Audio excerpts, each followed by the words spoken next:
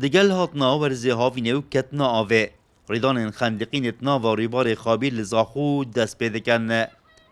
ریوبریا برگریا شارستانی زاخو دو تیم برهف کرینه به هندی ریدان خندقین کمتر ببن. کدی ورزی دا اکم حالت خندقین هاتا تومار کرنو.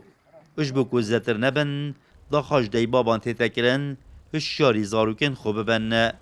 خالق میادیناتی السر خابیر زاخول نیزی پرا بری الویری دا پیکتیت کو چند پلیس کت نقوموان میتین هروسا دو پلیس دیجی میتین رخ پیشابیره کو آوانا وقت بیجن تنسیق کا باشا الگلیکی کو هر جوره که ریدانه چد بد اموانا پی آگادارت کن هروسا پلیس ما بدور خراد من الویری دا ام حسد کن کو جدی کو باباجه وقت نصیحت کو جاویوانا تایبت هم دیوژن ساعت 11 حتی ساعت 3 جاویوانا لکن جوانا هبت کو وکی بیژن سر بخونه تا سر خابیر جهتم مطرسیک بوانا وبت جه وکی بیژن خندقینا وانگنجو جحیلا تیم نقوفانو بلمان ین ریوبریا برگیریا شارستانی زاخو بردام چاودری آوان جهن مطرسیدار دکن تایبت وان جهن کو حالت خندقین لزور و وره که شاينا جل كسان جخندقين رزقار بكن. هر موسمي كماسي بيستمروا بس في منطقة خندقين حتى بمبريدا.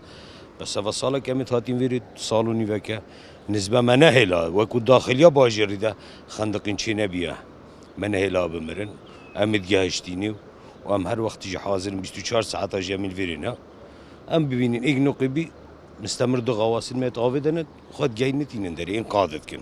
ام هاش غواصن دو شفتن 4 بچار 24 ساعت يم داومت كن فيري اباجي نقطه ما رسميه لدفرا دلال و ام شاف دريا خلكيت كنو ام مشغاري دنا افكاسيت ملبانيه نظانا يعني افكاسيت غريبه بت مثلا بغضا بينش مثل بين بو مرما گشتي بشتي ما جي خوينات يفيري افشي بيج مثلا نسبه خندقاندني ما تقريبا يا بلد موهيكي بي من هيلاتيه هكا اك خنق جي اون اويت جدر ويزاخو ریبار خابیب درجه 16 کیلومتران ناو باجر زاخو دا در بازدبتن.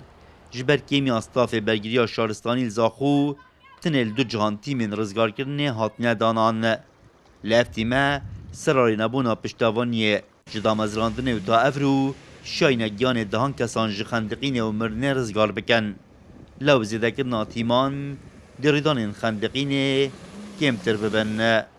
رعد عمر کرسات نیوز زاخو